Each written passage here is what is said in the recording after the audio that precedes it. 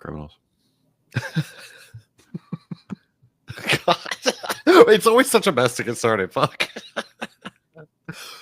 What is up, guys? Welcome back to Scene Invader. Welcome back, I should say, to Scene Invaders podcast. This is episode 418, and we are all back this week. Last week, Brad and Carly absolutely murdered it as a two. Well, she did.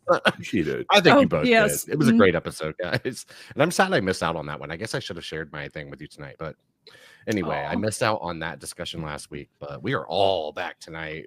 Coach is no longer in an ice storm, I guess. I don't know if that's exactly what was going on, but I think it was an ice storm. It was an ice storm.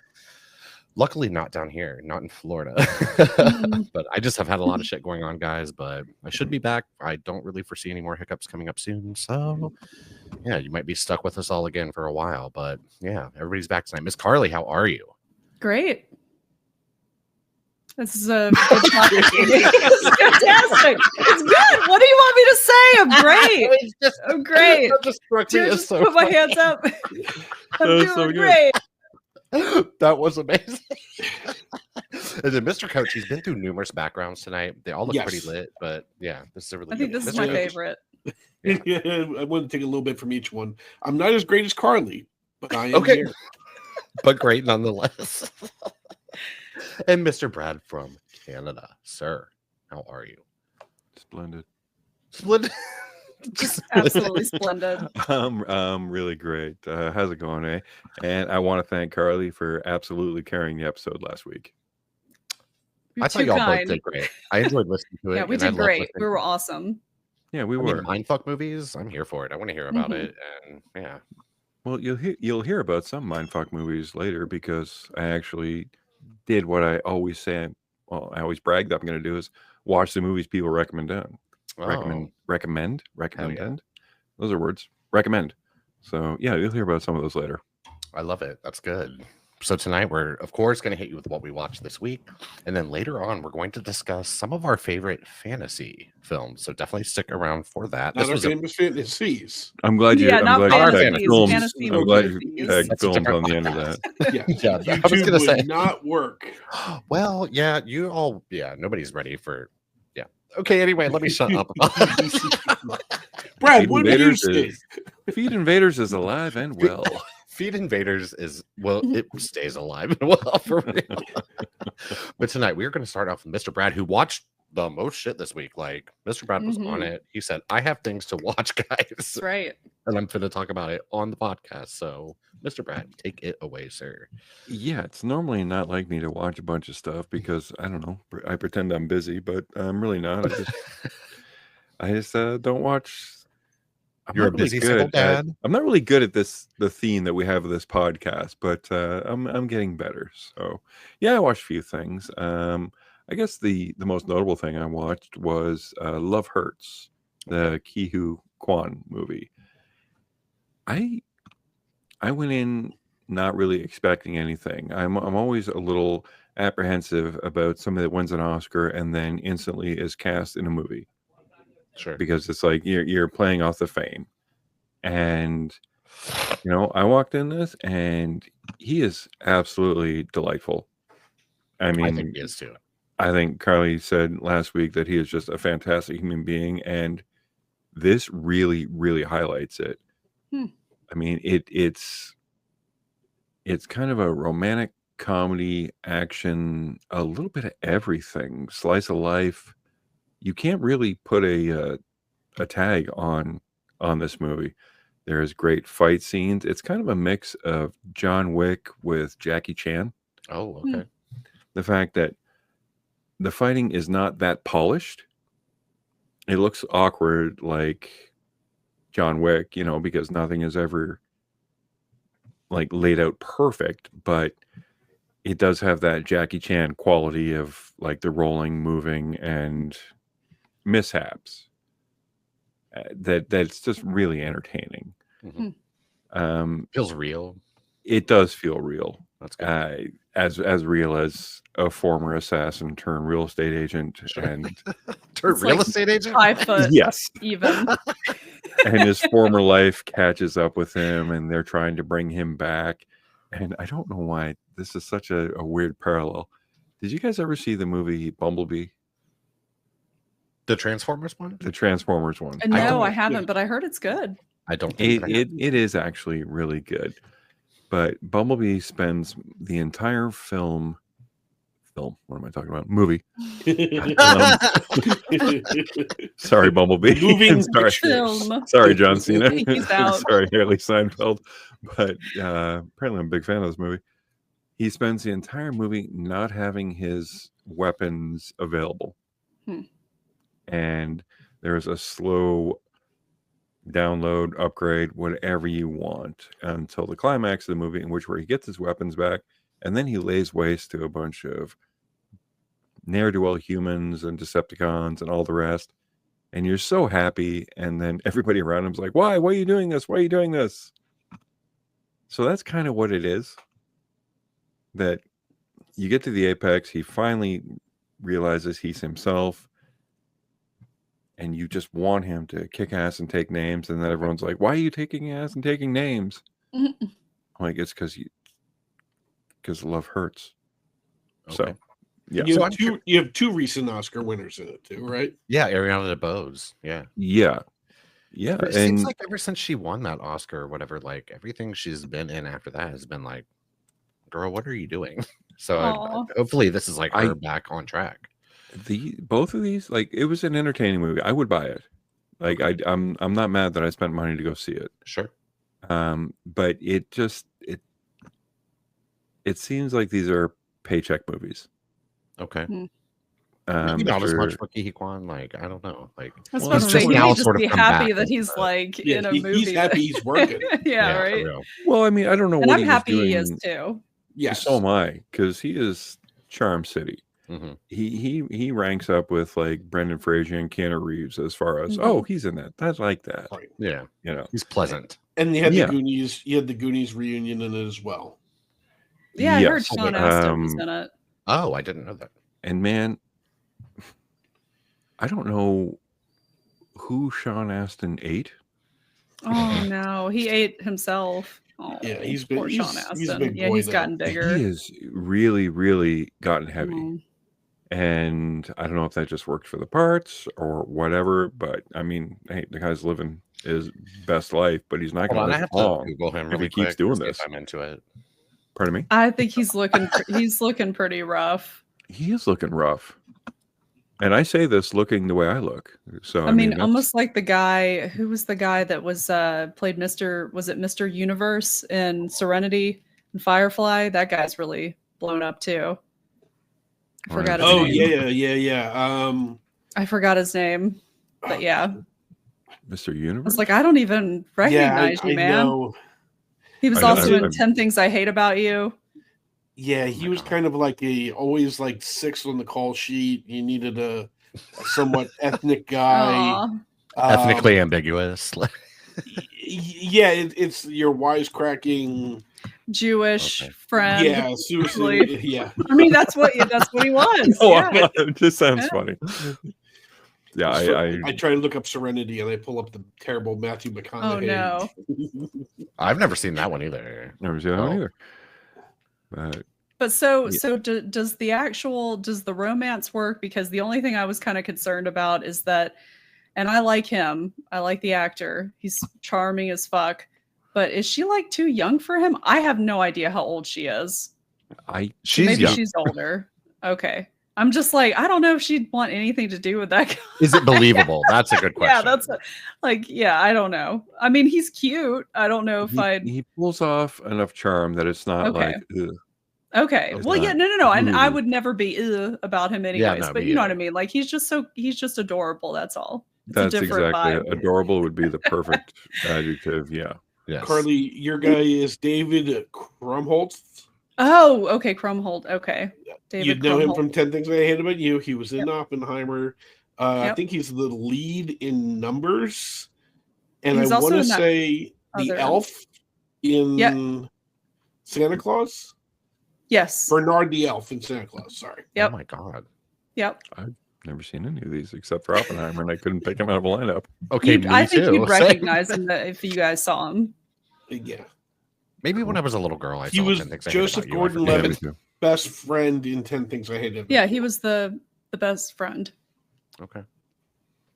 On it. I just remember the girl flashing the teacher. Yep. Okay.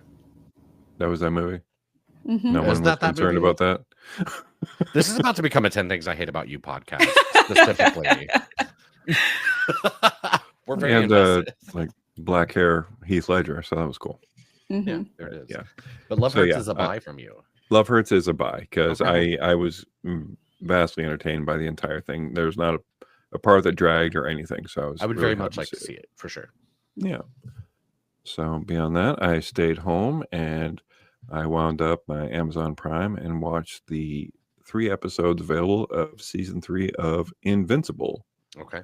The Robert Kirkman comic turned TV show, and I mean, what can you really say? It's continuing the story of Mark Grayson as a superhero, and if you saw season 1 and season 2, yeah, you're here for season 3. It does like flip a few superhero tropes on its head, which I like because I've been reading comic books my whole life, so there's not too many stories that are like, oh well, that was something. I mean, intellectual property you can't really kill, so you just kind of put them on ice and they'll be back for a while. But this one is not intellectual property; it's creator owned, so deaths actually mean something. So when somebody dies, they're dead. There is some cheats naturally, but one of the things that I really like that I never really considered is Mark is a Vitruvian. He's half Vitruvian or whatever, and the Vitruvians come to Earth and they just beat the shit out of him. Like there seems like there is no way that he can physically stand up to these people that they're basically Kryptonians that just, break his neck, break his back, break his head and stuff. And it says, we'll be back and you need to be better. So they take off and like, what do you do? So Mark actually works out. He flies faster. So to get faster, he lifts impossible weights to get stronger. And I thought, you know what? I never really thought of a superhero working out or attempting to get better because they're already that much elite above human. Sure. But when they come across another superhuman that is better, I guess you would have to work out, learn to fight, and various things. So I thought that was kind of a cute idea that nobody really thought about except for Robert Kirkman, who put it in the pages and then put it on screen. So it's fun. It is fun. The animation is smooth. The stories are good. I mean, like I said, if you like the book, you're going to like the show. If you've watched season 1 and 2, you're going to like season 3. Okay. Yeah, I was just looking it up while you were talking about it. I was not familiar, so yeah, it looks good. It is good. And then last week, Miss Carly mentioned a couple movies in her Mindfuck movies that just intrigued me enough because she said, don't watch the trailers. Just go in to watch it. She gave me a little bit of a premise on both these movies, and I said, you know what, I'm hooked. I trust her. She has good judgment. So let's watch these. So I watch. Other than joining the Scene Invaders podcast. Well, there's no accounting for like bad decisions and good taste. Bad decisions and good taste are 2 different things.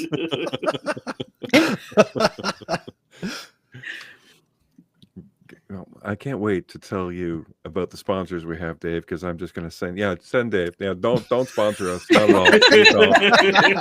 It's all poor decisions, bad ideas, and like 4 half-cut drunk people, just having fun. So I watched Frailty and Coherence. And Yay. I'm going to start with Coherence. Okay. It's wild. Which is a kind of a parallel dimension, mirror dimension kind of thing that I was not expecting. You said it was a very low budget, and I could see that it was a low budget, but that's not a bad thing. No, it's effective for sure. And you said it was a lot of improv, and that is also not a bad thing.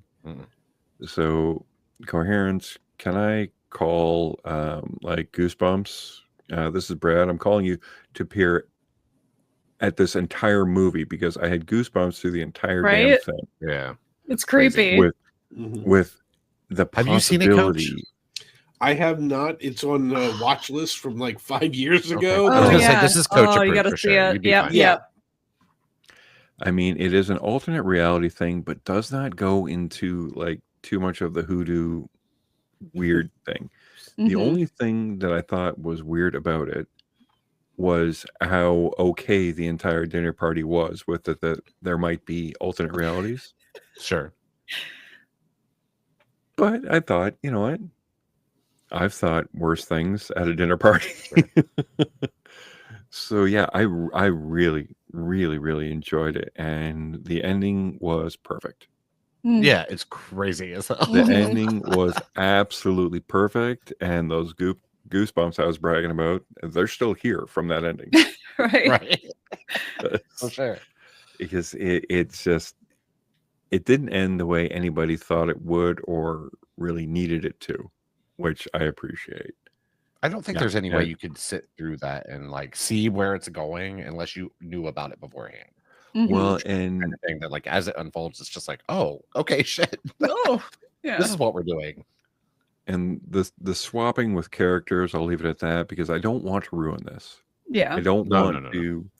I don't want to spoil anything because it is. You will get something different than I got out of it than anybody else will get out of it if you just go watch it. So Coherence, absolute buy. Yeah, absolute freaking loot buy. Loved it. Loved if you're into I'm glad I watched it. I'm with that one too. I would buy that as well. So yeah, and then I watched Frailty with Matthew McConaughey, Bill Pullman, and oh shoot, what's the other guy's name? Bill Paxton. Close. Yeah. Bill Paxton, not Pullman. Directed by Bill Paxton. Yes. And Matthew McConaughey. What's the cop's name? Powers Booth. Man, this was something.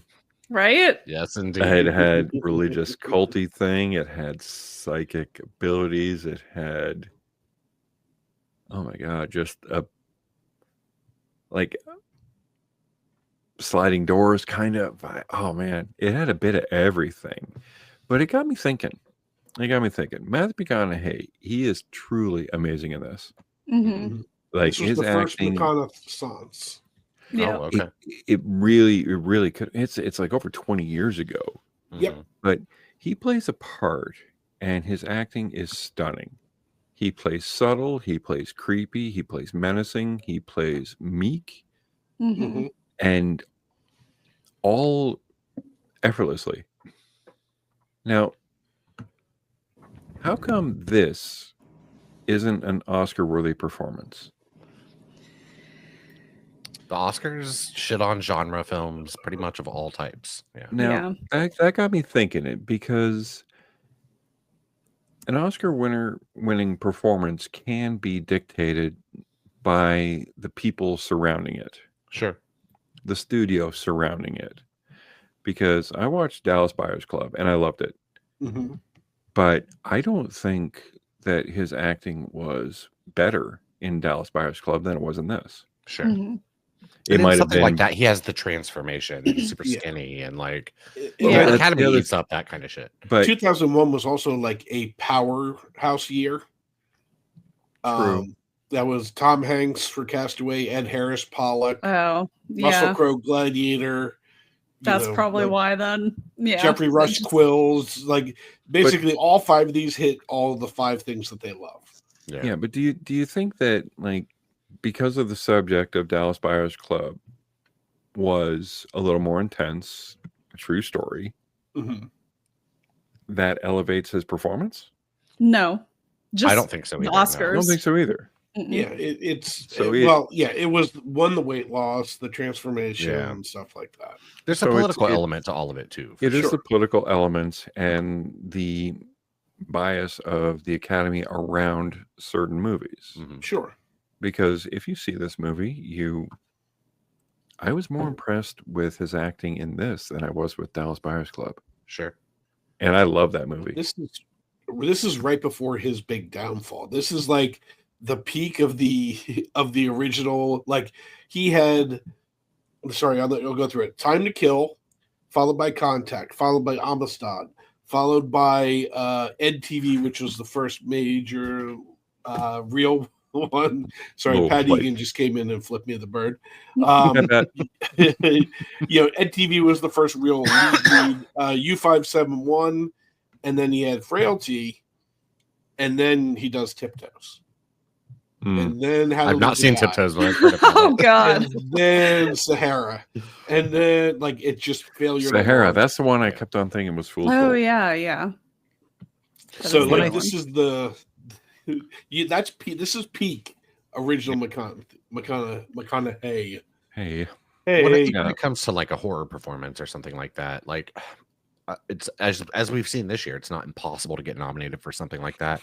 But I think there has to be a ton of passion behind it for that nomination to like come true or come to fruition, which there is for The Substance and Demi Moore and her comeback and all that kind of stuff. So I think it just, you got to work harder, unfortunately, I think, when you're in a film like this to like get that kind of recognition, even though like it may be full well deserved. There are several horror performances that I would love to see nominated or should have truly been nominated. Well, did Toni Collette win? No, she wasn't even nominated, which is insane. I was about to say.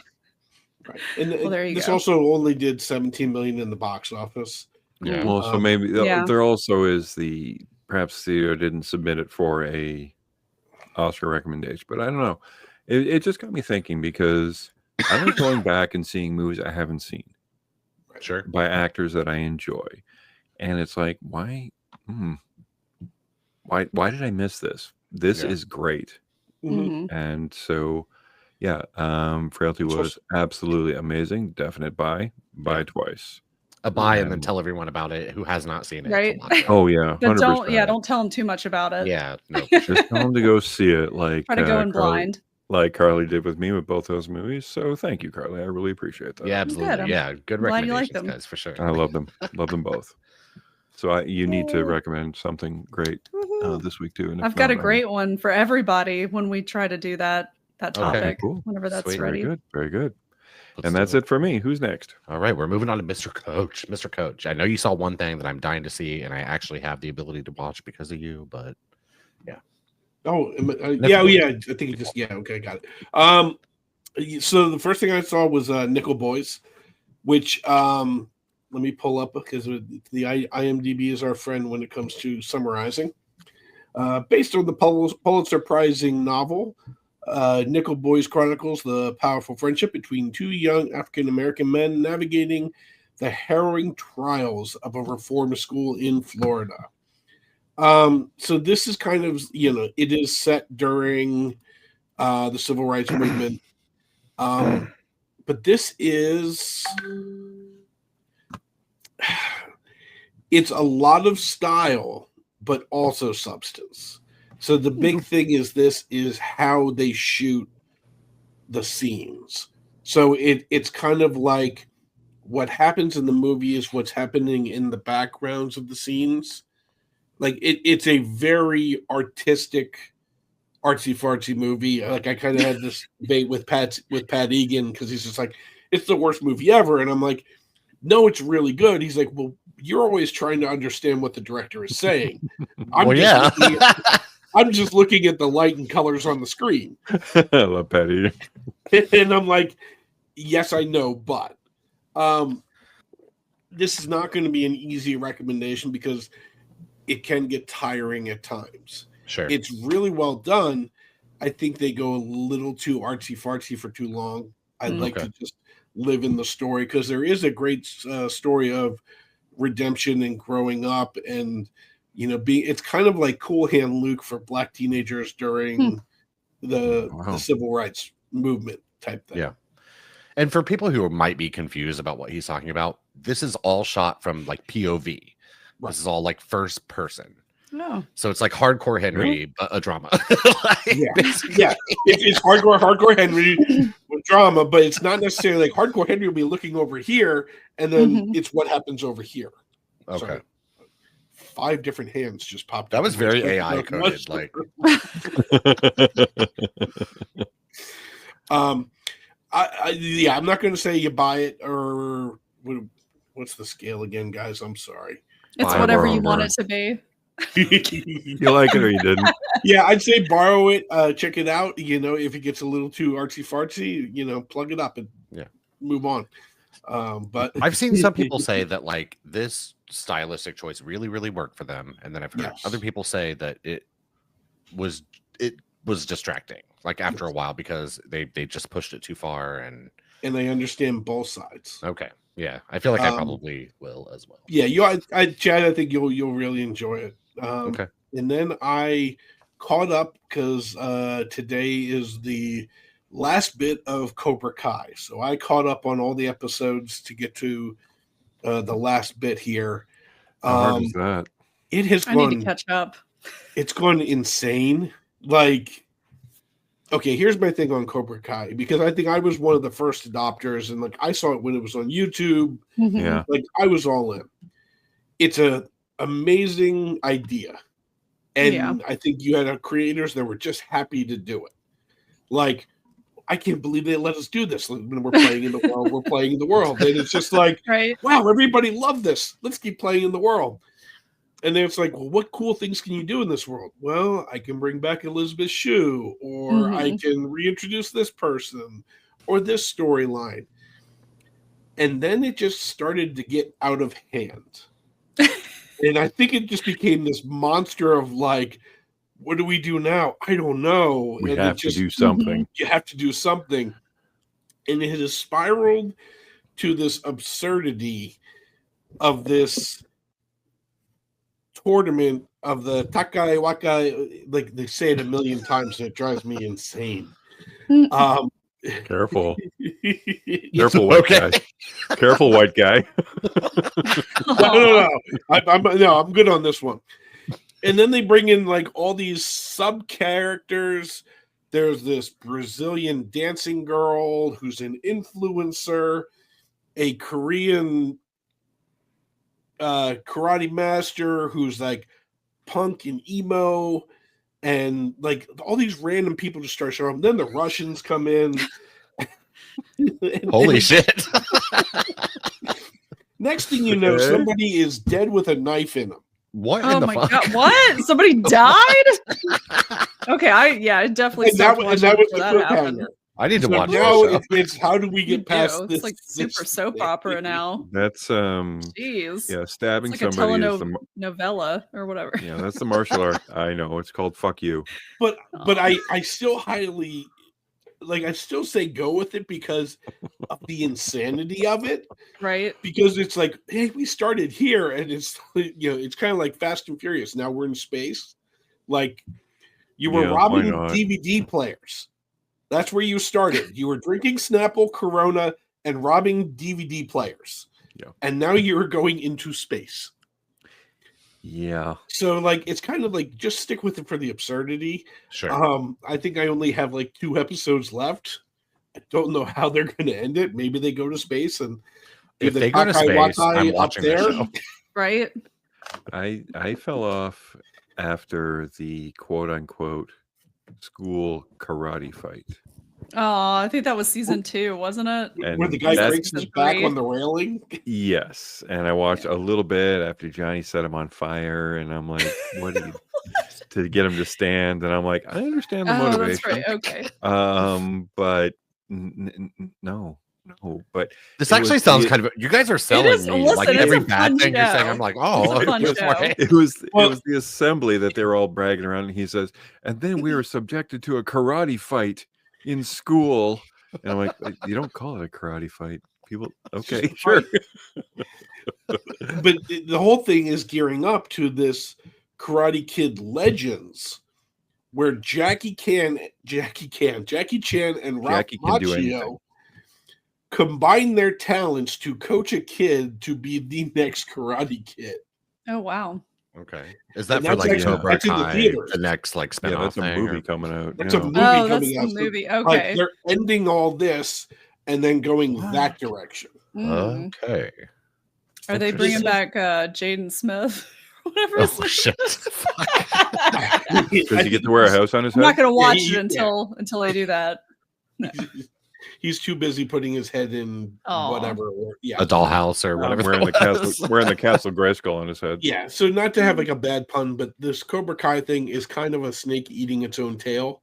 Sure. But at the same time, I'm here for the insanity. It sounds amazing. Honestly. It's fun. It sounds like your background. Yeah. Well, like when Cobra Kai first came out, people were like shook by how good it was, right? Mm-hmm. Because it was something that we never really saw. It was a different point of view. There's another podcast that I listen to. They have this term called humanizing the goons. Okay. And that's what they did. They humanized Johnny Lawrence, where you almost felt for him, even though like he's clearly an asshole. Sure. But you still feel for him. Yeah. You know. You understand why he's an asshole. Yeah. Yes. Like hard truths. Yeah. And you know, Ralph Macchio's character Daniel is a douche. Oh yeah. You know, it's kind of the play between. He can't act. Those two. No, he can't. That is. I know. You know what? I was the biggest fan of the Karate Kid, and part 2, part 3, not so much. But then you saw Crossroads and realized he couldn't even play guitar. Oh. I do love Crossroads. But yeah, and then My Cousin Vinny, and just watching him in this, all those other things were somewhat passable. Yes. This, he doesn't even look like he knows how to walk on camera. No. Like it looks like his hips move weird, and his head tilts, and it's like, go away. Yeah, that's my take on it. Sorry. Well, you want to know something funny? Is that both Ralph Macchio and Matthew McConaughey are my birthday twinsies. They're both born on November 4th. Ooh, good time. Whoa. So that was pretty, I know, right? Weird. I wonder how old each of them. Dave's background makes all the sense right now. We've all taken some LSD or some mushrooms. So my trip's wearing off, and that's all I watched. Aww. Okay. Right, there it is. Well, all right, keep us updated because I want to see what. Yeah, now I'm dying. Land on. Like now I'm like, do I need to watch Cobra Kai? Fuck. You do. It's a good show. Yeah. You should watch it. All right, so it looks like we're on to me, guys. My week was fairly light. So much shit's been going on, but I was on a show on Monday called MMM, and we were tasked with watching the cinematic masterpiece, Twilight Eclipse. That is a task. Okay, so come on, Chad, imprint on me. So I'm not going to pretend like I don't sort of. I love imprinting on someone. I'm just kidding. Feet Invaders is back. Holy fuck. I'm into imprint play, elbow length Indian gloves, and long walks in the park. Okay. All right. Cool. So I'm not going to pretend like I don't like the first Twilight, because I kind of do. It's not great. It's not a good movie, but it's a very entertaining and super fun, silly, good time watch. Twilight Eclipse is not. It is a fucking slog.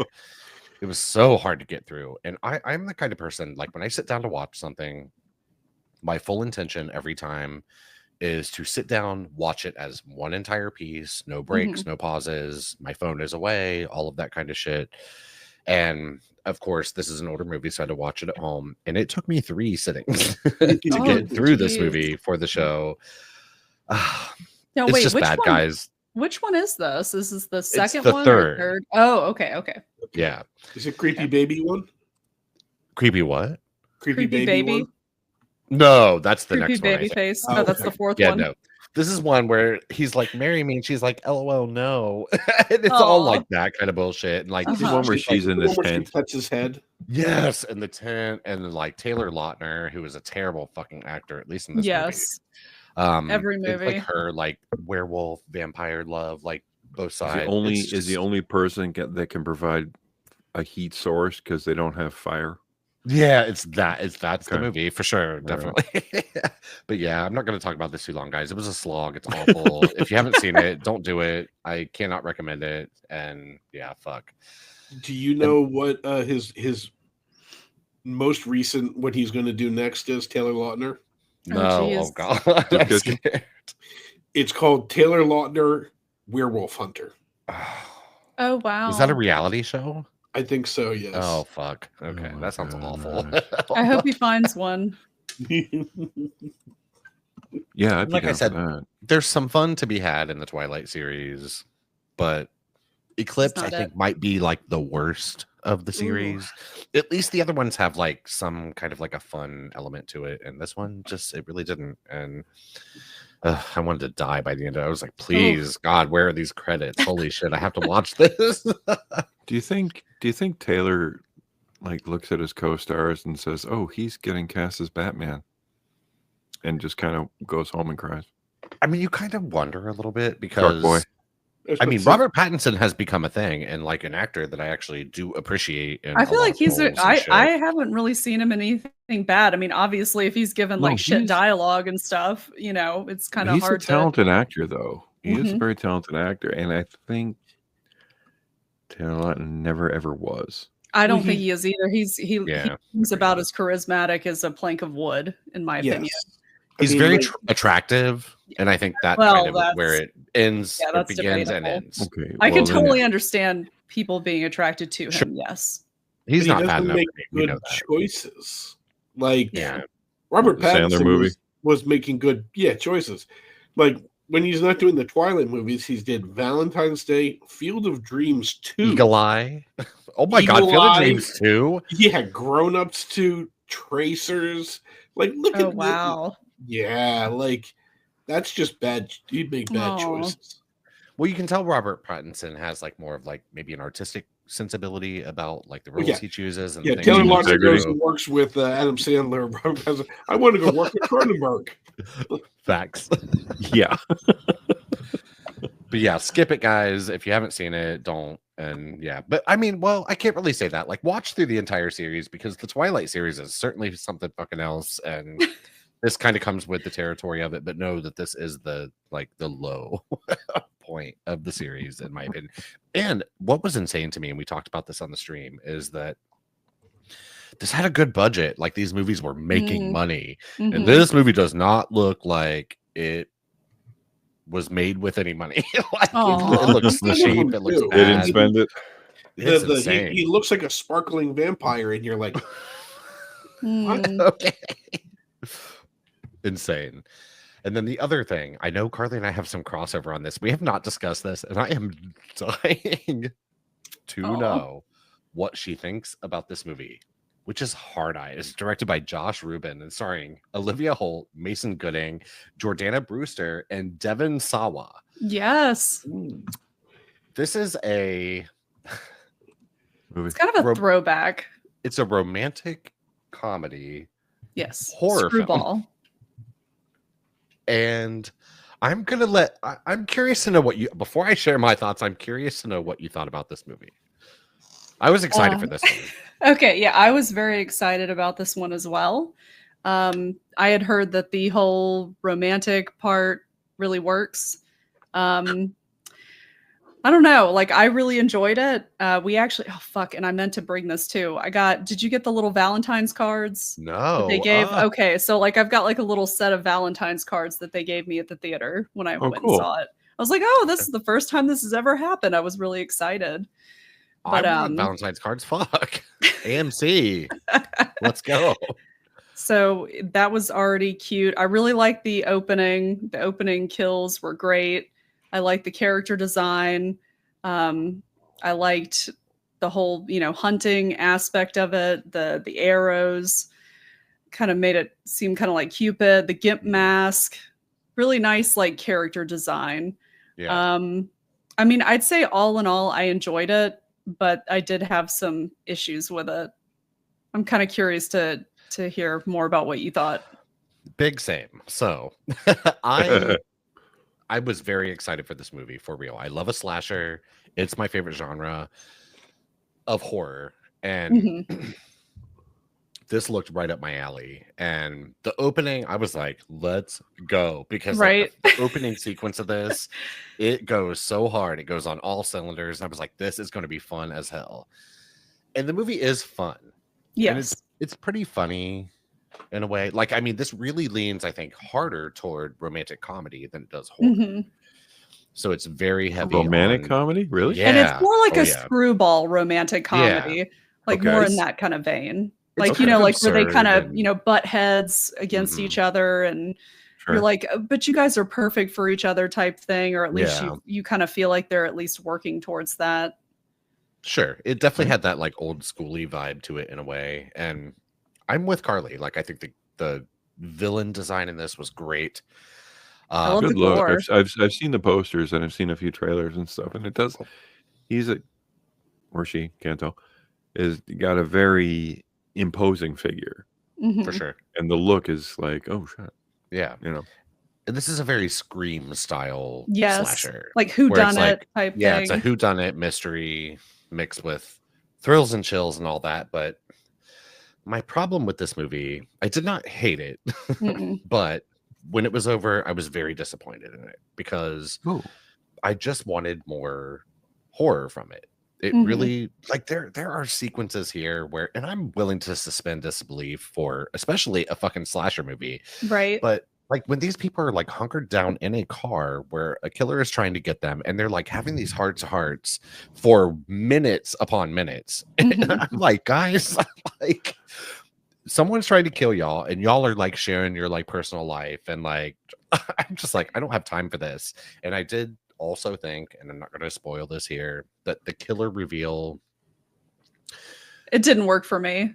It became obvious at a certain point, a point that was too early for it to be obvious, and then like Carly said, it didn't work.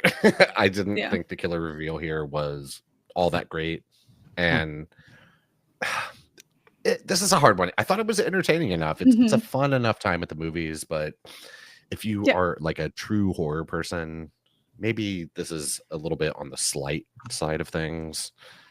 And almost sounds like a weird fusion. It's definitely a fusion. Definitely. I mean, I feel like on a whole it works, but some of the humor didn't work for me. But I did. Going back to that one car scene at the drive-in, Chad, I did like the fact that you could hear in the background what was going on while they were talking. That was funny. True. I was like, okay, that's funny. So just like little things like that. They had like little things, if you're paying attention, like other characters in the back, like thinking back to what is it, not the Big Lebowski, what is it, Deuce Bigelow? It's like, oh, that's a big bitch or whatever. Yes. Like, that, you know what I mean? So like some of that humor really worked for me, and I liked the characters' chemistry between each other. I mean, Mason Gooding, it just shows how much he was wasted in the Scream movies. I'm sorry. Like, he was really good in this. But, I mean, granted, he's not doing a lot of heavy lifting. He's looking charming and, you know. He's attractive. He's easy to, like, root for and all that kind of shit. I did like Jordana Brewster and Devon Sawa, though. The whole Hobbs and Shaw joke. Yeah, for sure. Funny. I thought that was so funny, for sure. There are definitely so many moments here that really are funny, and they do work. But I just think, like, they try to pull off this like balancing act between comedy, romantic comedy, horror. And I mean, it's not like completely unsuccessful, but the pacing of this film is a problem, I think, a bit, because you get these like pretty good like horror set pieces, but like in between those are these super like entirely too long and drawn out like romantic comedy type sequences. And like Carly said, like opposites attract and like that kind of stuff. And they do work in a sense, but I just wish they had, I don't know, divvied up that time a little bit more, or like maybe it needed another like pass on the screenplay, or like how they had it. I don't know. And I mean, I think I'm in kind of the minority here, because people seem to really love this movie. And I would watch it again, but like, I don't know. I left feeling pretty disappointed in it. And I was like, man, I needed like a new like horror icon and all that. And I mean, don't get me wrong. If Hard Eyes 2 comes out, bitch, I'm going to watch it. For sure. I'll be there for it. I'll be in the theater for it. Definitely. But yeah, I don't know. For me, this is definitely a borrow for sure. This for me is not something I'm like dying to watch again, but would watch again. Yeah, I borrow it. I mean, if somebody had it, I'd definitely watch it again for Valentine's Day. It would be a nice thing to just put on, because we really don't have a lot to choose from. Yeah. Have you ever seen Valentine? Oh, yeah. Okay. I actually like David Valentine. Boreanaz or whatever. Yeah. And wait, what's her name from the Real Housewives? And Oh God, I don't know. Sorry, I'm laughing already. So did you see there was a mid-credit scene apparently. I didn't stay for it. So oh fuck, I missed it. Okay, I'll have to get with you later then. I missed it. Okay. Yeah, no, I saw that one for sure. Well, what's funny is that I didn't realize there was a mid-credit scene. Oh really? I took Chris to this, and horror is not Chris's thing for sure. So he kind of begrudgingly went along with me and was like, fine, I'll go see this with you because I have a good time with you. And I was like, okay, great. So like when the movie was over, like as the movie was like winding down or ramping up, I guess toward the end, Chris was dying. He was like, what the fuck is going on with the movie? And I was like, no, for real. And then we just sat there like talking about it as soon as the credits started to roll. So we were still sitting in the theater, just like naturally talking about it. And then it was like, wait, what is happening? So yeah. Was it worth it though? Is it a good mid credit? No. I would say you didn't miss much. It's not setting up like a sequel or anything like that. Gotcha. It was just like a cute. It made sense for the movie. It was like a cute kind of throwaway moment, but yeah, it was okay.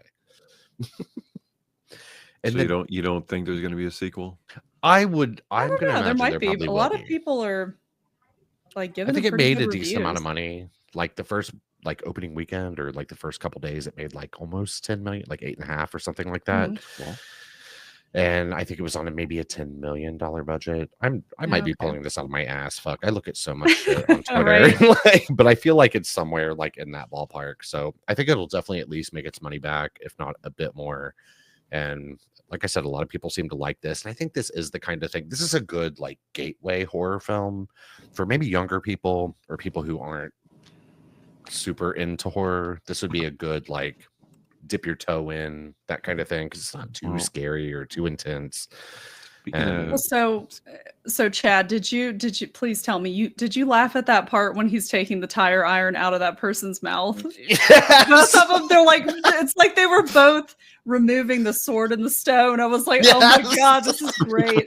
So see, shit like that really worked for me. Like I thought that part was hilarious, but it has a lot of genuine laughs. I agree with that for sure. Yeah, that was a good one. I don't want to spoil anything though. But it's hard to call this a horror comedy, even though it kind of is that. Right. But it's just like a different breed of horror comedy than what you may think of when you hear those words together because of the romance element. Like it's a horror romantic comedy. And I like it's hard to pull off a horror with something else, horror comedy and horror romantic comedy or horror even action now. But that got me thinking because I was watching the Super Bowl and a commercial popped up and it was for the sequel of Megan. I can't wait. Did you see that? That looked like I don't know. I liked Megan. I thought it was a great movie. I did too. I loved it. I love Megan. That shit made me cry. I teared up in a couple parts. It's also hilarious when she sings Titanium. Bitch, I still think about that. That's shit that will live in my head rent free for the rest of my life. Megan is amazing. Crazy. When she tore that kid's lips off, I'm like, good little prick. Oh, yeah. Well, in the new one, I guess Megan is supposed to become like kind of the hero. There's like a Terminator 2. Yeah, it's very that.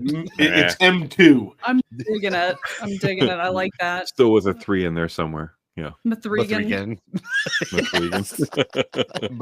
for real. But yeah, Megan, I'm here for it. That first one, good times. And then I will say, since we're on Megan, if you have not seen the unrated or like director's cut or whatever of it, you're good. Like you don't really need it. It's like literally 30 seconds extra of shit. So for dancing. Yeah, just go ahead with the normal one. You're fine. I like that. And then Miss Carly, did you watch anything else besides that? That's not to do with our topic?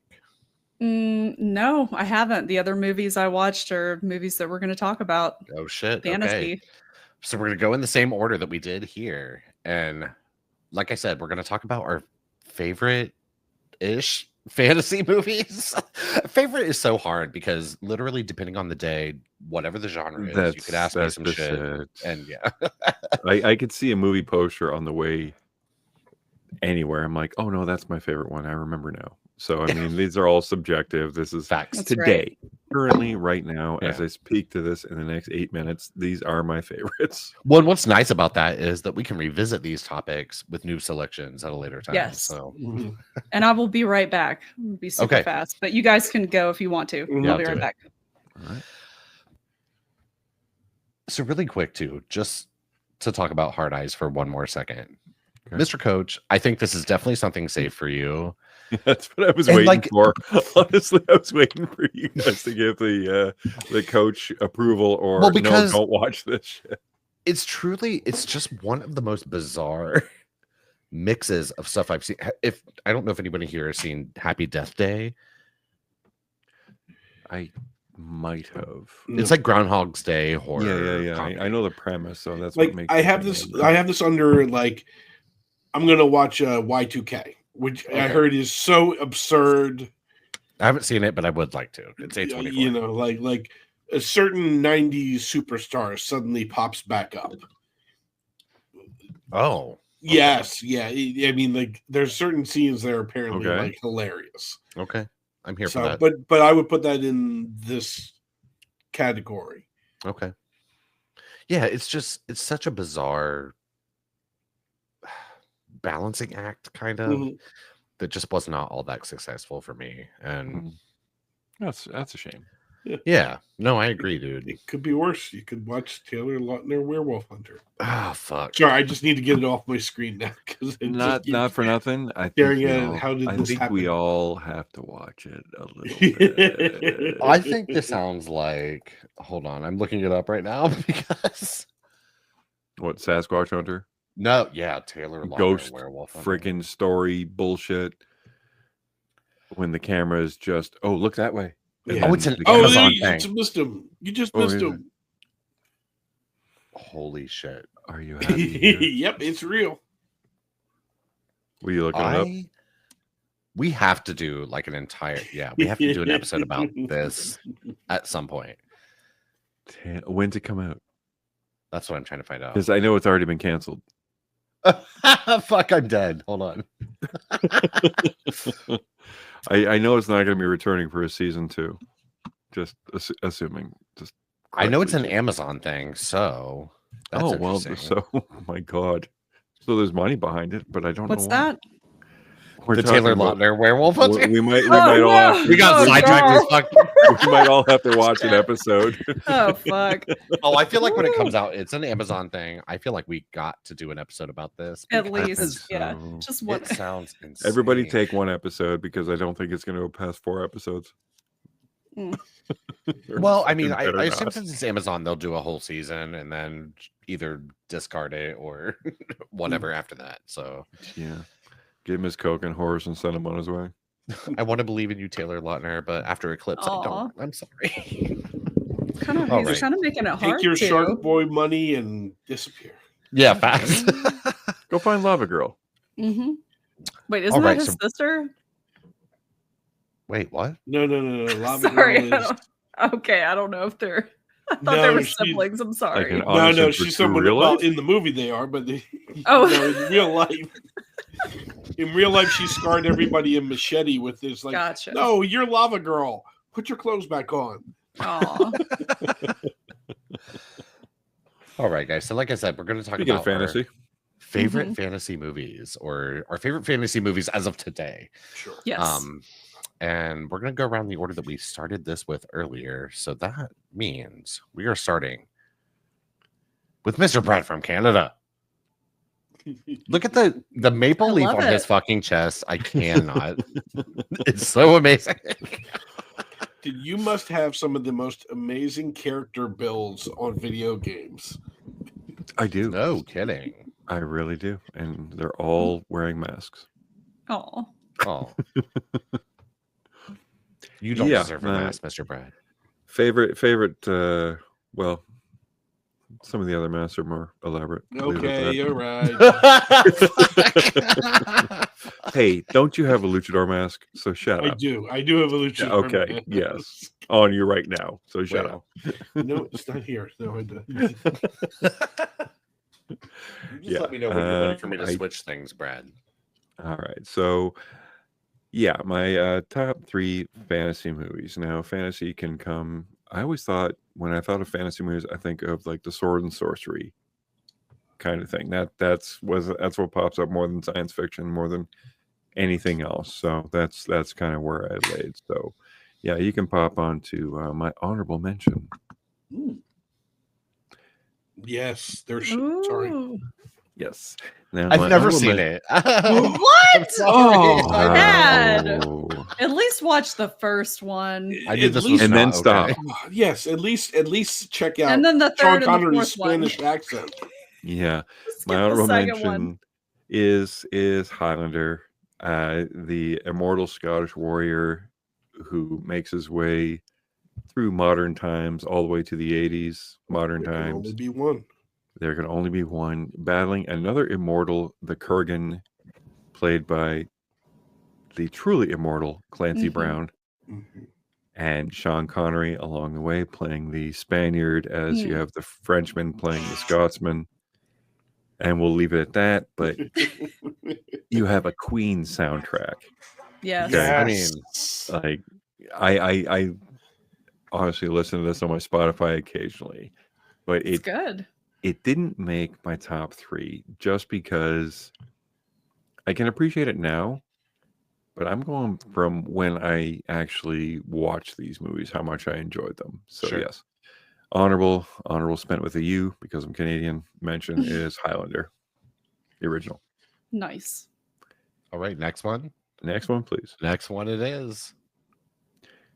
My number 3 is, speaking of Mr. McConaughey, is Reign of Fire. Okay. Did anybody else see this, or is it just my Yes, I saw this in theaters. Absolutely. Okay, I don't know because I've never seen it. You know what? Oh, Chad. The more I speak of this, I think that maybe it was a fever dream I had, and it just ended up online because nobody else has seen this. This is peak manly McConaughey. Yes, look how freaking stacked he is. He's like a meat. He's just a muscle. This is the first time I saw McConaughey without his shirt on, and my God, he is a tank. He is an absolute tank with the shaved head, the cigar, the bad attitude, everything. And Christian Bale is no slouch at all, but he looks like just a meek little boy compared to McConaughey. A story about dragons are actually hibernating, and they have been since they killed off the dinosaurs. And lucky boy himself, Christian Bale, wakes up a fucking dragon, and it wreaks havoc on Earth, and all the dragons wreak havoc on Earth, and just kind of a way to stop them, destroy them, and everything. And I don't know, I fell in love with this movie because, one, the way the dragons breathe fire with the two secretions that create like a toxic flame, the fact that there is one stud dragon and all the others are females. It was just really great. To the contingency plans that they had with like the water pipes going everywhere, because the absolute fear the dragons can only eat something that is completely charbroiled. Like that is the only way they can do it. And you have the Americans, English, and Matthew McConaughey diving at that dragon. Yes. Battle axe in hand. Battle axe skydiving. You kind of thought he might have did something with that great visual, and then he just got eaten. Spoiler. I know. I hate that part. Like, what the fuck? I was like, dude, fucking heroic moment only to get fucking eaten. It's like, I mean, I guess it's very accurate. It's a sacrifice. But one of my favorite things is McConaughey has this little flask, and he's taking swigs of it all movie. And it comes a point where they're all going ready for the end battle, and he hands the flask off to his partner, and she takes a swig, and then hands it to Christian Bale. He takes a swig and he spits out, and he says, "This is fucking water." Yeah, exactly. I don't know. That always intrigued me. Yeah, this is absolutely my number 3. I gotta say too, really quick, your slides look great. Like mine are literally dude for posters, real. so you killed. I started making collages. Yeah, I need to do that. next time. I did not. And yeah, no, I did not either. Real, so inspired. I make good job, Brad. Thank you. Good boy, Brad. Good boy. Oh. My other ringtone. My other ringtone. Are you ready for your next one? Yes, sir. Oh, there you go. Everybody likes Conan the Barbarian. And I do too, but I always preferred Conan the Destroyer, the terrible sequel. Hey, it wasn't terrible. It really was. But it was such a fantastic, terrible sequel that you had Wilt Chamberlain as 9 feet tall, Grace Jones, and I cannot remember the Wizard Comedy Relief name, but as they go and destroy essentially Andre the Giant in heavy makeup. And it was just, I preferred this one over the original because the original was very almost symbolic heavy. And as a child, you had Arnold Schwarzenegger, the body of bodies. You wanted to see him like cut people's heads off. And that's all you wanted to see. You didn't want to see him in any kind of peril, which he was in a lot of Conan the Barbarian. And Conan the Destroyer, him and his team walked through hell and they murdered everybody. And Grace Jones was my absolute favorite because there's one scene, I don't know why I resonated with this. She throws her spear and it doesn't just thunk in a guy, it like sluices right through him. And I just always love that scene. I rewound that a million times and just kept on watching it. Wait, is Grace Jones on here twice? Of course. Okay. I loved her that much. Queen. I love her. She scares me, but also excites me. Oh, she's terrifying. She is absolutely terrifying. And if you see out the what you have Wilt Chamberlain standing to the young lady to his right. That's actual height because he is like he's huge. 9 feet tall. And yeah, he turns on Conan and everyone does, but you know, Conan wins in the end. So yeah. There's the infamous picture of like Andre the Giant and Wilt Chamberlain lifting up Arnold Schwarzenegger, and he looks like a child. Wow. Yeah, looks like a wee baby. He's like 3 feet off the ground, and Schwarzenegger is like 6'2". So yeah, that is my absolute number 2. I remember watching this on the movie channel, like whenever it came on. I planted my ass and just sat and watched it. Loved it. There it is. All right, next one. Next one, my number 1. Oh, number 1. All right. I have not seen this either, guys. What, Chad? No one shocked, but everyone's shocked. My number 1 fantasy movie is Krull, starring Liam Neeson and nobody else. And nobody else. And the weapon. And yes, weapon. The glaive. And the glaive, the coolest weapon that thing, on any movie poster ever. The stunning man holding it, the princess, the monster in the background, the fact that this ragtag crew of whatever the hell they are, you have a wizard, you have a thief, you have a nobleman, a prince, a cyclops. And as I look at that cyclops makeup, I can only imagine how miserable that man was right every day on set, having to act and not being able to see with that makeup. But you had the fire Clydesdales defying gravity to get to the glaive, and I loved it so much, but I still think of how disappointed I was that when he found the glaive, he was not allowed to use it. He said, "Don't use it," and I'm like, "No, you found the glaive, throw it. You reached into molten lava, and I don't know why it didn't burn your hand, but then you brought this throwing crazy ninja star and the blades came out, and throw it, do something with it." Not until the end of the movie, and then he used it for 3 minutes, and that was it. I was so mad. I was so mad as a kid. I'm like, That's it. You threw it at a wall, and then you opened the wall with it, and then you threw it at the bad guy, and he got stuck in the bad guy, and then you had magic powers. And every teenage boy tried to, or boy or girl, tried to create a glaive out of Legos or sticks or paper that they were around. My father was a metal worker, so he made me one out of steel. Oh. And I would throw that thing at trees and like just wound myself. Like, It reminds me of the South Park episode where Butters gets a ninja star to his eye. Oh, that was a good day. That was a good day with me. I had this thing stuck in my thigh and my foot.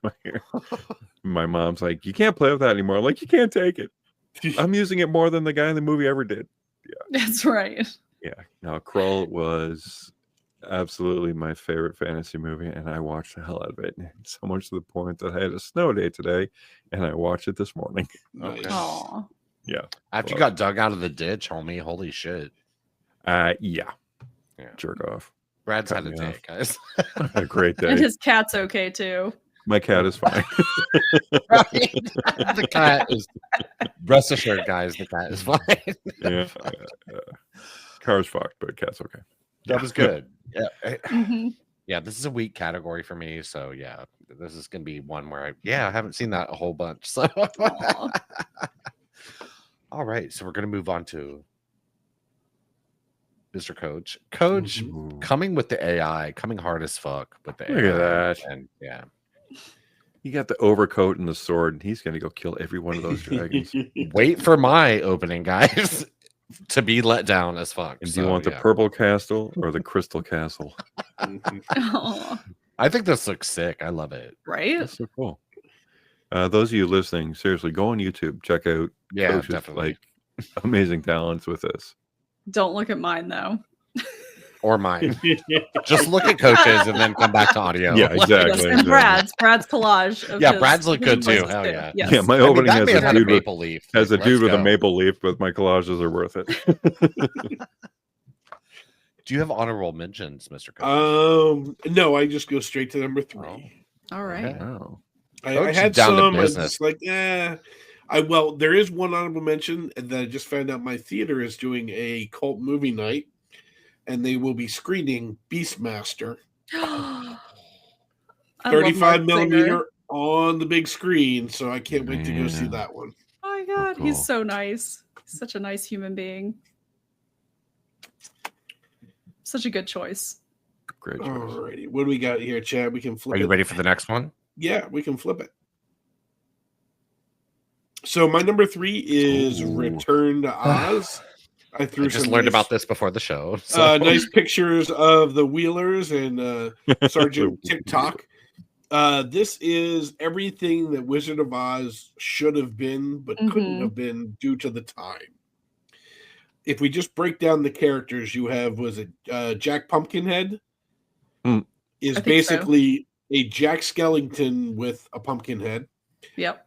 They fly on a magical couch, which has a reindeer head tied to palm wings. This thing is an absolute fever dream. And it is just so absolutely unsettling, and it just makes me really appreciate the time that I grew up. Now, I didn't grow up to embrace horror, and it might have been because I was so scarred by the movies that I saw as a child. But I'd say this looks pretty horrific. Oh, it is. I mean, you haven't seen it, Brad? It gets worse. So don't mind that. That's just 10-4. That's just Oz calling. Somebody needs you. So no, I've not seen this. It's basically this picks up after the original Wizard of Oz, and Dorothy returns to Oz and sees that all this crazy stuff has happened. You can't really describe it other than that, of like the characters she runs into, and it is truly just really well done. It's I think Fairuza Balk's first movie she ever did. Where's she play? Jack Skellington. No, I'm sorry. She plays the main Dorothy. She's Dorothy. She plays Dorothy. No Wait, kidding. now, Dave, if I'm remembering this correctly, does it start with her like in a mental institution? Yes, it does. Oh my god! Yeah, this movie is dark. It is dark. Yeah, go ahead. You have my attention. I just looked up what year this was from. Just 84. Yeah. Or 85, I think. 85, 85, I'm sorry.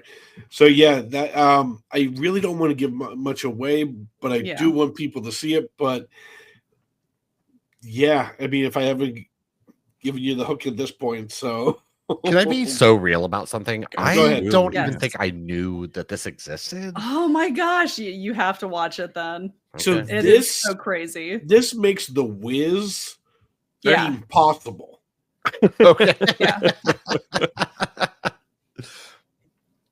So yeah, I might be downloading right now to my phone. You should. It's good. You guys should both. Actually, watch it you and Sophie, I would actually say like Sophie would enjoy this. Yeah. Okay. Yeah. I'm down. One for Brophy. Yep. Well, I'll say that there's somebody in there called TikTok, so she might be in. Yep. That's the guy. He's right there. Dude, TikTok is awesome. He is. They're all great. I love the characters. Just the voices and just the way everything is presented. It's so like, how do you come up with it? But yeah, it's great. All right, let's go to the next one, Chad. Next one. So I won't go on a big. I won't go on a big thing because I know others have this. His con piece. I can't. I know. That's a separate. You're impressed role. by my collages? My God, look at that. Listen, I thought about just you having that picture. I mean, for the listeners at home, tune into YouTube. I thought about just having that one expand over the whole thing. But so good. The character I really want to focus on is the junk lady at the end. Like, there's a million characters that we could talk about. Sure. But I remember just seeing the junk lady and just such a thing for like analogy for hoarding, and it's just no, we just surround ourselves by things, and that makes us forget about the people that we love. And Memoir of a Snail. That whole scene hits so much harder the older I get. Is there's all these little things in this movie that you just miss at one time or another, and then it just hits you like a ton of bricks. And one big thing. Yes. Yeah, one big bulge. One big bulge. Yeah, we used to make fun of one of my college roommates. We used to call them like what's the red fire things that pull off of their heads and stuff? Okay, never mind that. Okay. I need to hear more about this. Oh God, are you talking about the red things where they the little foxy things apart? I forgot what they're called. Oh shit! But the song is "Chilly Down." I know that. Yes. The I'm music have to in figure this out what is they're amazing. called. Yes. But yeah, that's what we nicknamed one of my guys who was basically like 110 pounds and would just kind of jump around. That's how he'd introduce himself. So that was one of my college roommates. They're the Fireys, by the way. Fireys. Fireys. Yeah. All right, Chad, you can go to the next one. So I said just kidding on this one.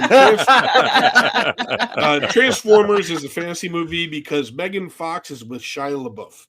Yep, that's true. That's very good. Holy shit. Yeah. All right, so you can just no, seriously, that makes this is the honorable mention. That makes less sense than the giant space robots. Yes, forget the giant space robots. They're trying to get energy. Megan Fox is with Shia LaBeouf. That's right. At the car. All right, next slide, guys. That's great. So this is my ultimate fantasy. This is the first movie that I had to experience death. The first actual real scare on the screen that I had. The first boobs that I saw on pair of boobs. On Are there boobs in a movie? There are. There are. I do not remember several that. pairs of boobs in this movie. At least two. Well, there's blue boobs and then there's gold boobs. Oh yeah. Because there's multiple I might have to watch checkpoints. Listen, this so when movie, you said your ultimate fantasy, you weren't joking. No. Everybody wanted a luck dragon. Come on. Everybody wanted a luck dragon. Everybody sobbed like a just absolute baby. Artax. At Artax. Everybody wanted to be a Treyu. Listen, this just had everything. And, there's a giant rock man that goes around on a motorcycle made of rocks. Mm-hmm. There's a racing snail. Rocks too. He likes the limestone ones. Yes. But it's so crazy and it should not work. And it's done by some crazy German, really good director too. Oh, it's gonna drive me nuts. When you said scare in the picture here, that wolf absolutely that thing was terrifying. Absolutely terrified me. And I was at a comic convention years ago, and there was a kid dressed as Atreyu, and he had a horse head. Yes, that he would drag around, and it got lost on so many people. I looked at that kid, I'm like, "You're awful." And I love you so much. Wolfgang Peterson, who infamously won or was nominated for an Oscar for Das Boot, did Enemy Mine. Oh, really? Yeah. Enemy Mine. Enemy Mine's a good fantasy too. Great, absolutely good one. But this is one, and luckily I have independent theater near me that shows this about once or twice a year, and I will always go and see it, and I will always cry, and I will always jump. And I always want him to say her name. Mm-hmm. Yeah. Now they're doing a remake. What? Wait, before we talk about the remake, did you guys see the sequel with Jonathan Brandis? Well, oof. The Luck Dragon. I love that movie. It's not good, but I love it. No, I know, but the Luck Dragon lost a chromosome in between movies.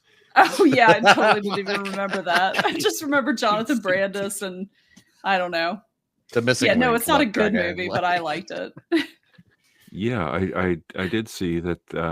I saw a poster of that they're doing a remake, not a sequel. Yeah. It is an absolute remake. Okay. And Falkor has quadrupled in size. Okay. It's enormous. If you want to see the kid on its back, you might see the kid holding onto its eyelashes or something. But goodness. If you look up Neverending Story remake, the poster, it looks. I'm afraid they're going to try and make the Luck Dragon fierce. Yeah, and give it a little bit of edge. He's supposed to be a big puppy dog. Yeah, that's exactly what it is. A big dog with a weird tail. And I do recall rewatching this movie with a buddy of mine. And my wife at the time, she loved this movie, so we watched it. But just the way Falkor's eyes went all big and wide, he said, "I like children." Yeah. God, and we're like, whoa. A little bit too much there, buddy. Calm down a little bit. But some things don't age well. But, that wolf will never not age well because it is still there. I am not sleeping tonight from that fucking picture, Dave. That's scary. Great choice, man. Great choice. All right, let's turn it over. All right. Who's next? We're on to me, guys. And mine are not in a particular order, so it's going to be as much a surprise to me as it is to everybody else as I scroll through these. So hold, please. Oh, my very severe opening. You're gonna punch us in the face with that, Chad. This looks like a chapter from Strange Darling that you have inserted yourself into the movie. This is kind of like you get the breakfast. It's like the opposite of Charlie XCX's Brat from 2024, red, black, all that kind of shit. Oh god. Okay, so I have no honorable mentions, so we are moving straight into my shit. And Labyrinth is the first one. Of course it is. And this one is extremely special to me because a lot of you probably know, I don't know how much I've shared on here about this, but almost 3 years ago, I lost my partner, Rick. And he absolutely loved this movie. And not long before he died, this was one of the things that he really wanted us to watch together. Mm-hmm. And I had always loved this movie. I grew up loving this movie. And I think because of that reason, like it was the first thing that sprang to mind when I thought of fantasy. It's just such a fun, good, like, I don't want to say it's wholesome because I don't really think it is, but it's still like family friendly enough. Minus the con piece, maybe. But yeah, Labyrinth, man, I love this movie, and this will always now, especially, like, really hold a special place in my heart. And yeah, Labyrinth, so good. Jennifer Connelly, she's a queen. She's amazing in this, and she continues to be amazing in anything she's ever done. And yeah. Speaking of remakes, I believe they're doing a sequel with Robert Eggers. I'm here for that, and I'm not mad. I'm worried, but at the same time, I feel at least safe in his hands. I'm intrigued. I feel better. Yeah. No, for sure. Not great. Not yet. It's just such a beloved like property that it's hard to see it handed over to anyone, I think. Right. Mm-hmm. But if they're going to hand it over to someone, that's someone that I absolutely trust over to him. Yeah, for sure. It's one of those, and I really hope they don't use the member berries, if they've been called, or like the way that we have handled Star Wars or anything else. Like, it's a sequel that, if it's a sequel, then just, okay, we can reference a little bit, but we need to move forward into a new world. Yeah, make it its own story. Yes. I agree. But yeah, Labyrinth, man, it's a fucking delight in every way. Mm-hmm. Next for me, Edward Scissorhands. So, fantasy is a subjective topic in some ways, but I think this firmly falls into the category of fantasy. I mean, what's more fantastical than a pale man with scissor fingers that was built by a mad scientist? Exactly. Yes. Exactly. Yes. With definitely fantasy. This falls into that, and I think for me, this is Tim Burton's best film. Yeah. He's a hit or miss director for me. I think he's definitely missed a lot. But he's hit definitely, and especially lately. But he's hit a good number of times too. But this is like the hit of hits. Mm-hmm. I absolutely love this film. Like the opening sequence in general, just like the snowflake, just all of it. Like it's just beautiful, and it's a beautiful story, and it's sad and tragic and sweet and everything that you would want out of something like this. And Johnny Depp is stunning. I love him. No, seriously, like he's great in the role. It takes, first of all, like, he is Johnny Depp attractive. Might not be nowadays, but back in the day, he was just a beautiful man. And to wear that much makeup and he went against type as fuck, ridiculous outfit to give him scars and make him look rather ugly, but it was just the eyes that sold it. Yes. And just have him standing next to Vincent Price, it was wonderful. For sure. Wonderful. It's just so funny and like visually exciting, and like the moms like congregating on the corner to like gossip and all that kind of shit. Like just everything about this movie. Haircut and yes, it was taking the idyllic suburbs and twisting it around. Yeah, and it to the point that it becomes a threat, where it is, like he is the belle of the ball, and then just becomes the ultimate threat of all this idyllic suburb life. Was just a masterful touch. Yeah, and I mean, especially when you think about by subjectiveness. Yeah, exactly. And it just goes to show like just how like a little bit of word of mouth or like a couple of words from someone can go so far to influence how you feel about that thing or whatever it may be. When of course, like we all know as watchers of this that he's certainly not a bad guy, but you sort of see how that like word of mouth and all that kind of shit can go to taint. Great one. Such a sweet soul is how I'll put it. He's so innocent. Yes. Oh my god. I haven't watched this in forever. Really funny. And it's like it's like a baby. It's like he's just learned to walk. Yep. Mm-hmm. Yeah, facts. Good choice. Okay, and my last one, guys. Talk about basic of fucking basic. Fantasy is a hard genre for me because it's just not my favorite. When I think of fantasy, I have to admit that I immediately think of shit like dragons and shit like that, which I am not into. That is not my thing at all. I glaze over at the thought of dragons. So fair. Harry Potter, the entire series for me. All right. When the first one came out, the first film, I never read the books. And when this came out, Harry Potter and the Sorcerer's Stone, as it is called in America, I was shook when this movie was over because I was like, I can't believe I just enjoyed that shit as much as I fucking did and couldn't wait to watch it again and then couldn't wait for the next one to come out. So I think it's a solid, incredible series. And I know there's so much controversy around it. I don't really give a fuck about any of that.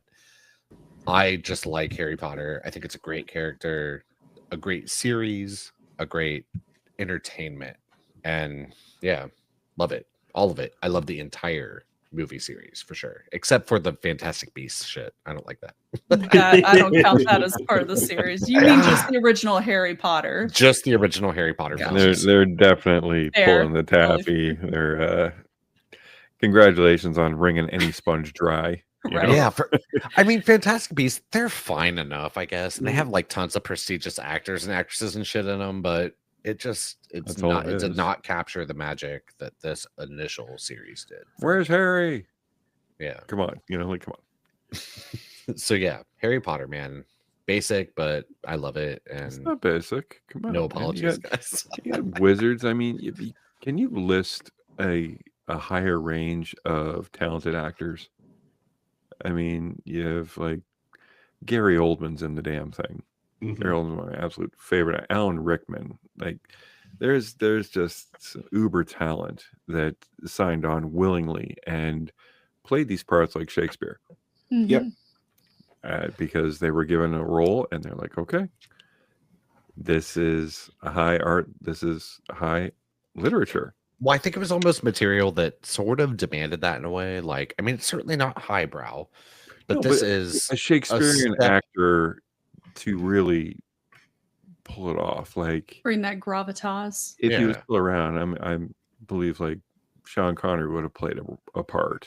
Sure. Ian McKellen. Was Ian McKellen in this? I don't think so. No, I don't think so. You're thinking of Lord of the Rings.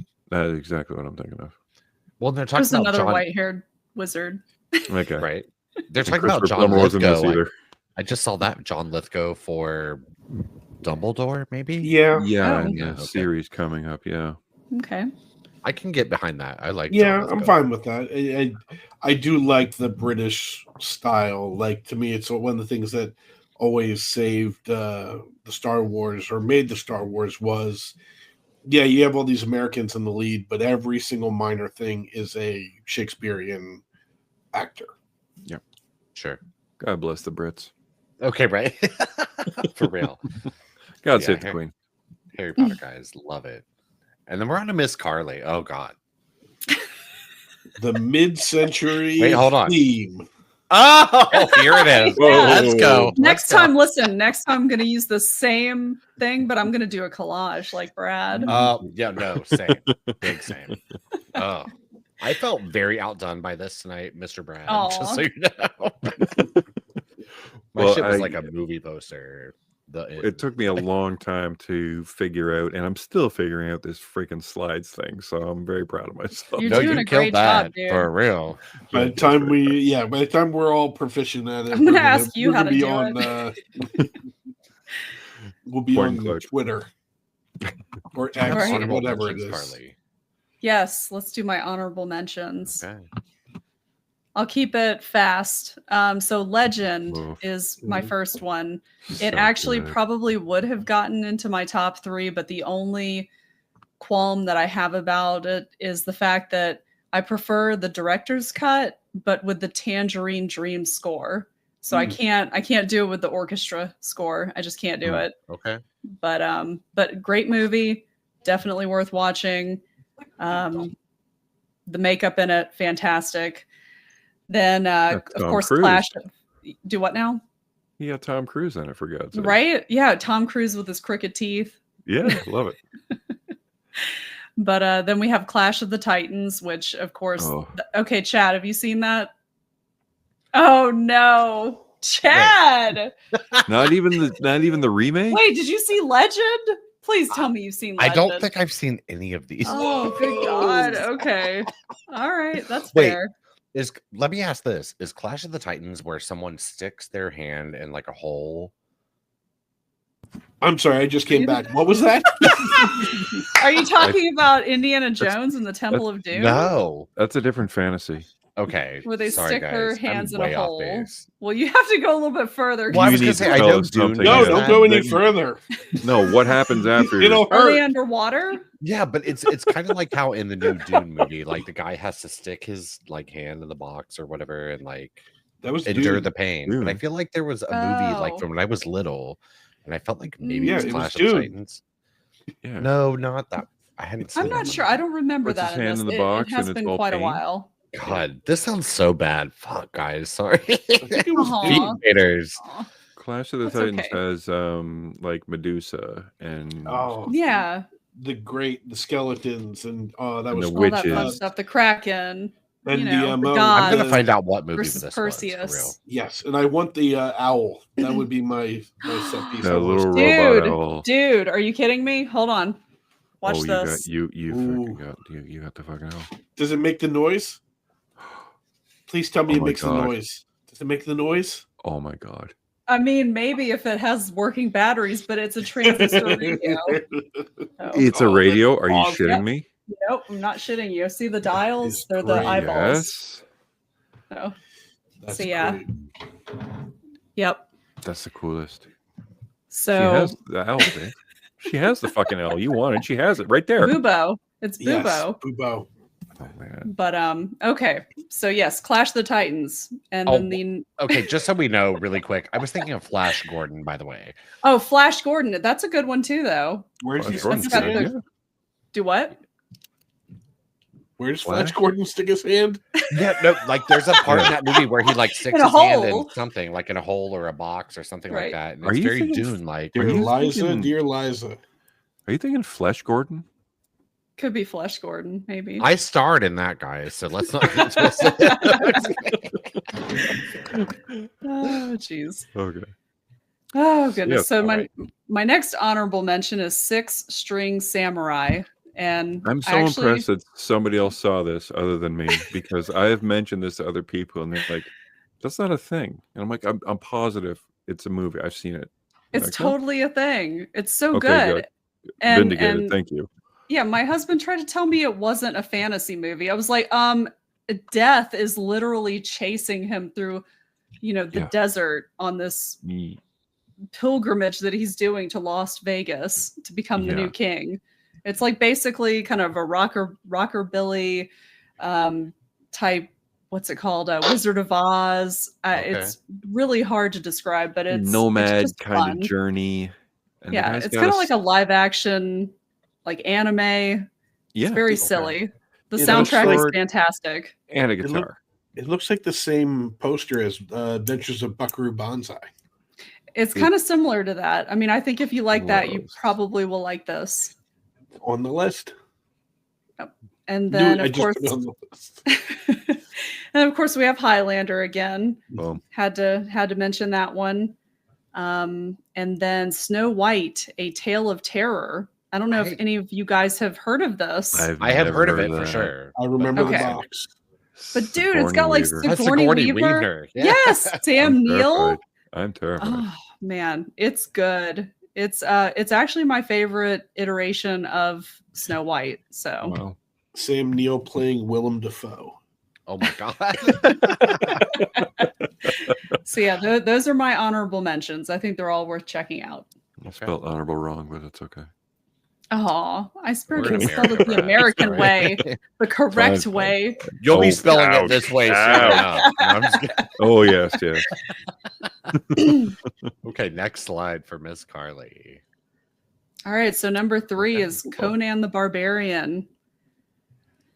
Yeah, it's basically a powerful warrior seeks to avenge the genocide of his people and the murder of his parents at the hands of a snake cult. Oh, I misspelled that. It's supposed to say led by. Oh no, I didn't misspell it.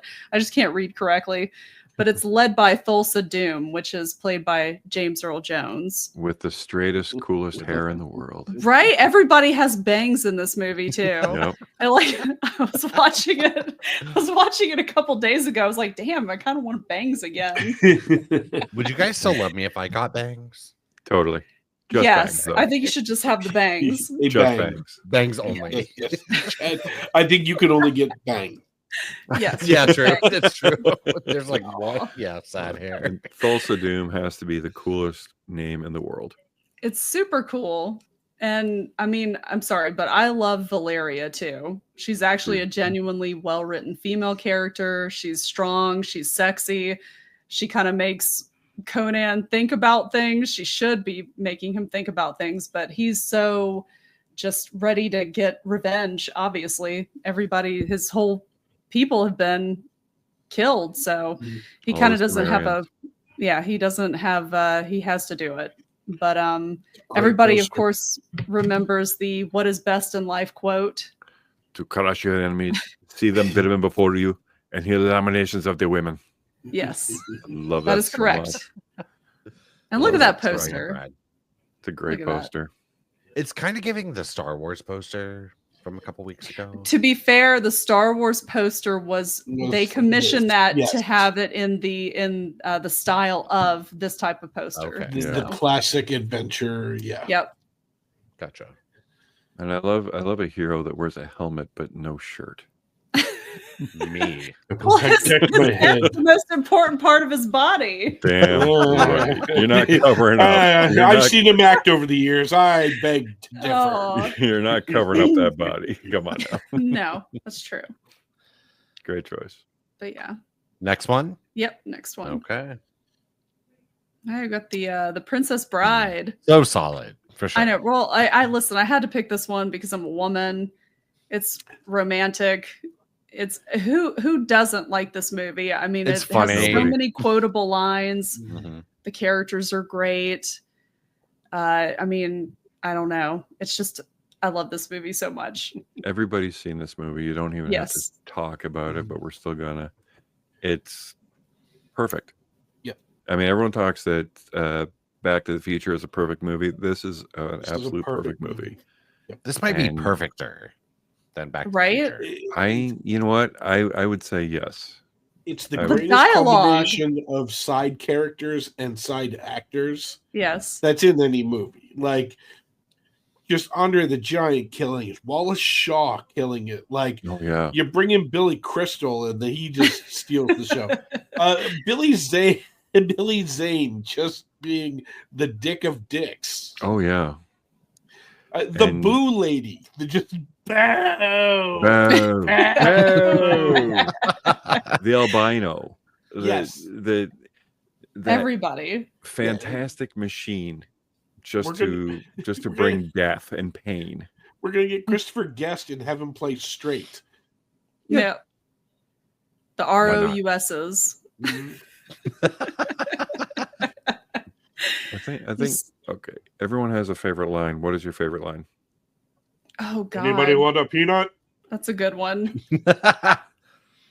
I mean, the one at the bottom of this slide is probably the most well known for sure. Well, somebody has to do that one though. The story behind it, right? No. So the story behind it is when he was saying that line, he pictured the character as the cancer that killed his father. Oh, shit. So it was one of those like he had just recently lost his father to cancer. And that was like when he was like, that's when he meant it. It was this gut wrenching thing of like, you killed my father. Every time he said, you killed my father, it resonated. So it's hello, my name is Inigo Montoya. You killed my father, prepare to die. Especially over and over again. When he's actually fighting the 6-fingered man. Stop saying that. Yeah. Yeah. It's all for me, wealth, all for me, Jules, alpha. I want my father back, you son of a bitch. Like, right? Yeah. Oh, that God, line right there killed it. Yes. Yeah. Well, and the whole part where he meets up with the Dread Pirate Roberts or whatever, too, with Wesley's character is really funny. It's like, I'd be ashamed to kill you or whatever. I'd be ashamed to kill you. I would kill you in the I'm morning. not left-handed or whatever. Yes. I am left-handed too. Yeah, and good lines. not for nothing. Carrie Elwes was at peak charm and beauty. And Buttercup was at peak Buttercup. Mm-hmm. Yeah, she Robin was. Wright. And my God, when they fell down that fucking hill, that one bump that she takes off her hip and rolls up again, I can picture it. Oh my God. Yeah, launches are in the air. Yeah, people like getting stabbed, death machines, all these things. That looked like it hurt more than anything in the whole fucking movie. Yeah. Oof. Yeah. No movie could be shown to kids, parents, adults, and teenagers all at the same time. Yeah. And it had Fred Savage in it too. Mm-hmm. And Peter Falk. He's the grandfather. And you want to tell the story? You want to tell the story? Peter Falk. No, it's good. Which inspired so many spin-offs they could never ever touch it. Like, this is a movie they bragged about remaking and stuff, and unnecessary.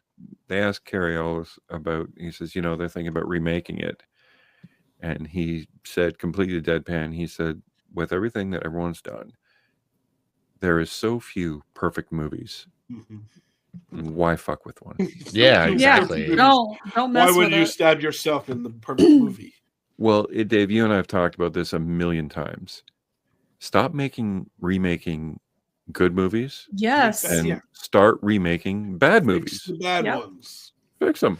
Facts. There's tons. And this was there are plenty to choose from. So many.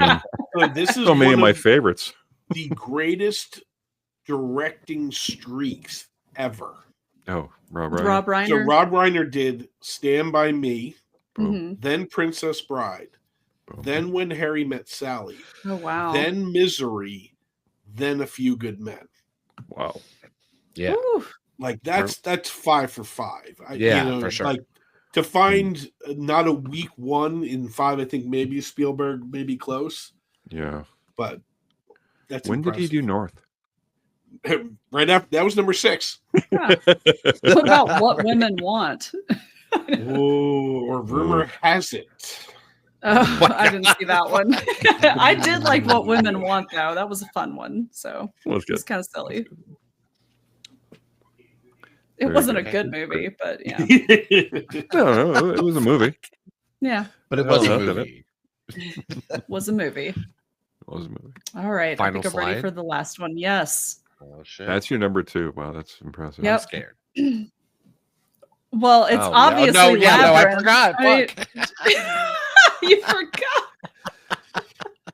I forgot 3 of us had crossover on this. Yes. Well, this movie is the best. I'm sorry. The music, Agreed. the sets, the puppets, the costumes, the fucking characters, everything. I love this movie as a child. In fact, I loved it so much that from the 2nd grade until I think maybe the 4th grade, I was able to talk my multiple teachers into allowing me to bring this cassette so we could watch it in class. No way. So I was that person that kept bringing Labyrinth multiple years, and everybody loved it. So I was just so happy that the teachers were allowing me to watch this shit that I loved so much as a kid. So yeah, you're like the greatest classmate ever. Right? I was like, everybody else is like bringing like Willy Wonka and the Charlie and the Chocolate Factory, which is fine, but I'm sorry. Sure. If you have to choose between the two, I'm choosing Labyrinth every time. Oh, definitely. I got in trouble when I brought RoboCop in. I would be upset at the teacher. I wouldn't be mad at you. The teacher was cool. And David Bowie was an inspired choice for this, for sure. Like the hair, the look, the everything about all of this. David Bowie made the puppets look normal. Facts. Like well, there was this is the one thing him and was it the guy from the Muppet Christmas Carol? They played it straight. I mean, not straight. I mean, David Bowie didn't play it straight, but he played it straight. Yeah, he didn't play it like he was surrounded by people like puppets, had their hands up like the asses of puppets, kind of thing, And no, he treated every character as it was legit. Yeah, this is one of those and this is why I miss physical media so much. Is the DVD of this and just the behind the scenes and the making of and all the things that went wrong and then went right. And I mean, the whole there's such a story in just how it got made. Yeah, and everything that went wrong made it. We've Dave, you and I've talked about this. Like now, you have so much money, you just throw money at a problem and it goes away. Yeah. The innovative nature that the filmmakers had to do. Okay, we can't do it like this. All right, we'll lift the set so we can make it work. David, you have to now climb up a ladder to do this. And he's like, I'll do it.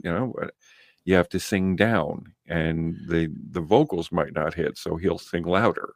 Right. And it was just everything that went wrong with it made it so right. I mean, if this didn't exist before, like if this were made now, it would be like a CGI shit show. I feel like, for the most part. I think so too. This was a very practically done film, which is for the most part, like it's not one of those ones that you can pick apart. Like there's tons of 80s movies that you can just pick apart. This one, I mean, like it holds up, and then they use the matte painting every now and then to like zoom in and out. It's you wish that this is also a judgmental film, and when I say that is I judge partners and people by what they think of this movie. Right. Yeah. Right. Do we want to continue this conversation after you give me your give me your verdict on Labyrinth? Yes. What First of all, before we meet in person, I'm gonna need to know what you think about do you like Labyrinth? From 1986. That's right. Have you seen it? And what did you think about it? Then once we meet in person, tell me why you enjoyed Labyrinth. Right. Yes, because that is the only criteria that comes back. Because now that you've enjoyed it, we can meet. Yes. And now tell me, and you better not fucking get it wrong. And honestly, Carly, this poster choice is amazing because That's you know so what good. it's giving me is that like meme that you see that's like moms in the 80s watching you open your like McDonald's gift certificates from the stocking on Christmas or whatever. Oh my God, it's like with the cigarette, and this is serving that like 100%. David Bowie is giving, and you that know energy. he did that whole thing with the balls in his hands, right? Like that's real. So he did that. It was actually no. I'm sorry. Was it not him? Yeah, so there is an actually guy. I think it's. Oh shit! I thought it was him. No, so breaking the heart, Dave. I'm sorry, lame. but but it is an actual feat. The way that the magician's arm is tucked underneath his arm, so he's acting with it. Okay. I believe the guy is. I'm so sorry. No, you're fine. While you're looking that up, I can show everybody my T-shirt. I don't know. I mean, like, do I really want to? Do I really want to Google ball juggler? Oh yeah. Yeah. So good. I need that shirt for real. Yeah, it's Mike Motion. Okay. So they used to kind of joke that it was Michael Motion, like motion of motion. The ocean. But it's Michael Motion. You're awful. If you ever just watch Michael Motion and just do a Google search on him, just make sure your safety settings are okay. on. Okay. There it is. Proceed with caution, guys. But yeah, he does a great just overall show.